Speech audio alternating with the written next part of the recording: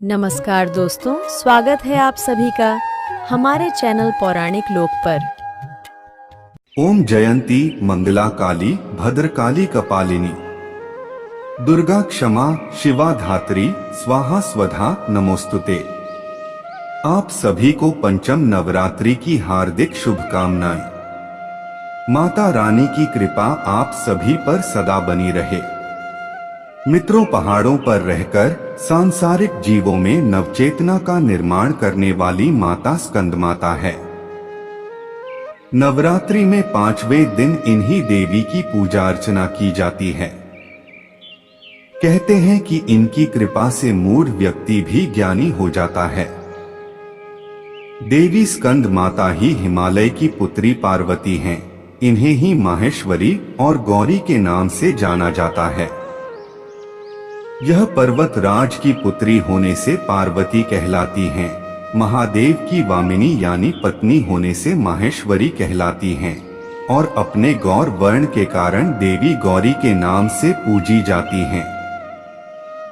स्कंद माता को अपने पुत्र से सर्वाधिक प्रेम है, अतः मां को अपने पुत्र के नाम के साथ संबोधित किया जाना अच्छा लगता है। जो भक्त माता के इस स्वरूप की पूजा करते हैं, मां उस पर अपने पुत्र के समान स्नेह लुटाती हैं। स्कंद कुमार कार्तिकेय की माता के कारण इन्हें स्कंद माता नाम से अभिहित किया गया है।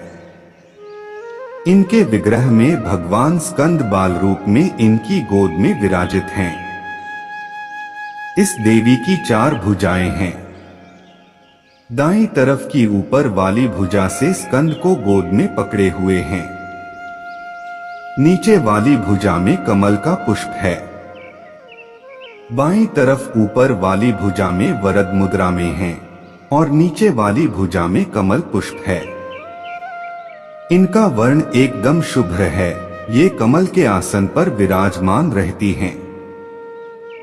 इसीलिए इन्हें पद्मासना भी कहा जाता है। इनका वाहन सिंह है। शास्त्रों में इस देवी की पूजा का काफी महत्व बताया गया है। इनकी उपासना से भक्त की सारी इच्छाएं पूरी हो जाती हैं और भक्त को मोक्ष की प्राप्ति होती है। सूर्यमंडल की अधिष्ठात्री देवी होने के कारण इनका उपासक अलौकिक तेज और कांतिमय हो जाता है। अतः मन को एकाग्र और पवित्र रखकर इस देवी की आराधना करने वाले भक्त को भवसागर पार करने में कठिनाई नहीं आती है। उनकी पूजा से मोक्ष का मार्ग सुलभ होता है। यह देवी विद्वानों और सेवकों को पैदा करने वाली शक्ति है और चेतना का निर्माण करने वाली। तो चलिए भक्तों, सुनते हैं नवरात्रि के 5वें दिन दुर्गा माता के 5वें स्वरूप यानी कि स्कंद माता की कथा। पुराणों के अनुसार ताड़कासुर राक्षस को वरदान था कि उसकी मृत्यु भगवान के शिव के पुत्र के हाथों ही होगी। शिव पुत्र के अलावा उसे कोई दूसरा नहीं मार सकता था। माता सती के आत्मदाह के बाद से शिव जी वैरागी होकर समाधि में लीन थे और इधर सभी देवतागण तारकासुर के अत्याचार से पीड़ित हो गए थे। वे सभी देवतागण सहायता मांगने के लिए ब्रह्मा जी के पास गए, लेकिन ब्रह्मा जी से उन्हें कोई मदद नहीं मिली। उन्होंने इतना ही बताया कि तारकासुर का वध केवल शिव पुत्र के हाथों ही हो सकता है। अब समस्या यह थी कि वैरागी भगवान शिव को गृहस्थ कैसे बनाया जाए ताकि उनका माता पार्वती से विवाह हो और शिव पुत्र जन्म ले सके। कामदेव ने जब उनके मिलन का प्रयास किया तो वे शिव जी के क्रोध का कोपभाजन बने। उधर माता पार्वती भगवान शिव को पति स्वरूप में पाने के लिए कठोर तप कर रही थीं।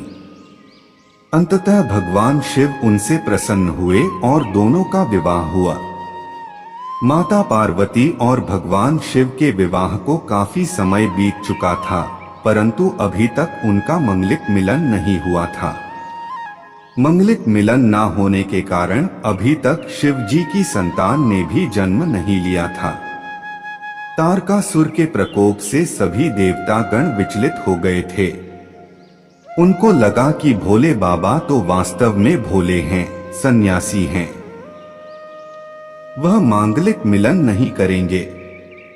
जब वे ऐसा करेंगे ही नहीं तो उनको पुत्र की प्राप्ति कैसे होगी और कैसे तारकासुर का वध हो। भोलेनाथ और माता पार्वती के मांगलिक मिलन के लिए सभी देवता स्तुति करने लगे, तप करने लगे। लेकिन भगवान शंकर और पार्वती जी को कोई संतान नहीं हुई। तारकासुर बहुत चालाक था।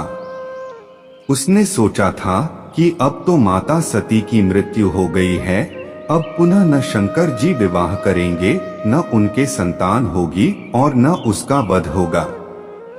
इस तरह वह तो अजर और अमर हो जाएगा। उसको क्या पता था कि उसके काल का निर्धारण तो पहले ही हो चुका था। भगवान शंकर और पार्वती के मांगलिक मिलन के बाद भी जब कोई संतान नहीं हुई तो सब विचलित हो गए। सर्वाधिक परेशान तो इंद्र थे, जो तारकासुर से सर्वाधिक पीड़ित थे। आगे कथा आती है कि सभी देवताओं की स्तुति और निवेदन करने के बाद शंकर जी के शुक्र से कार्तिकेय का जन्म हुआ। लेकिन पार्वती जी उनकी धर्ममाता थीं। दोनों के योग से कुमार कार्तिकेय का जन्म हुआ। कहा जाता है कि कार्तिकेय का जन्म षष्ठी तिथि को हुआ था, इसलिए उनका एक नाम स्कंद भी है। कार्तिकेय के जन्म के बाद सभी देवताओं ने उन पर पुष्प वर्षा की और इस प्रकार से सबने मिलकर बालक का नाम कार्तिकेय रखा। कार्तिकेय अतुलित बलशाली थे। उन्होंने 6 मुखों से स्तनपान किया। देवता बार बार शंकर जी से आराधना कर रहे थे कि तारकासुर के वध के लिए कार्तिकेय जी को कहिए। आखिरकार समय आया और कार्तिकेय ने तारकासुर का वध कर दिया। तारकासुर के वध के साथ ही 2 बातें पूरी हुई। यह सही है कि कार्तिकेय भगवान शंकर जी के शुक्र से उत्पन्न हुए, लेकिन शंकर जी ने अपना तपस्वी रूप नहीं त्यागा। वह निर्विकार, निर्लिप्त और काम से दूर रहे। दूसरे, यह बात सिद्ध हुई कि कोई कितना ही प्रयास क्यों न करे, मौत अपना रास्ता बना ही लेती है। तारकासुर को क्या पता था कि शंकर जी के पुत्र होगा। यह पुत्र ही उनका वध करेगा। उसने तो बहुत सोच विचार कर ब्रह्मा जी से वरदान मांगा था। वो चतुर था, शैतान था। शैतान का दिमाग ज्यादा तेज चलता है। अंततोगत्वा भगवान शंकर के हुआ। कार्तिकेय जी ने तारकासुर का वध करके देवताओं को भयमुक्त कर दिया। तो भक्तों, यह थी नवरात्रि के 5वें दिन की स्कंद माता की कथा। अगर आपको हमारी वीडियो अच्छी लगी हो तो वीडियो को लाइक करें और चैनल को सब्सक्राइब जरूर करें। धन्यवाद।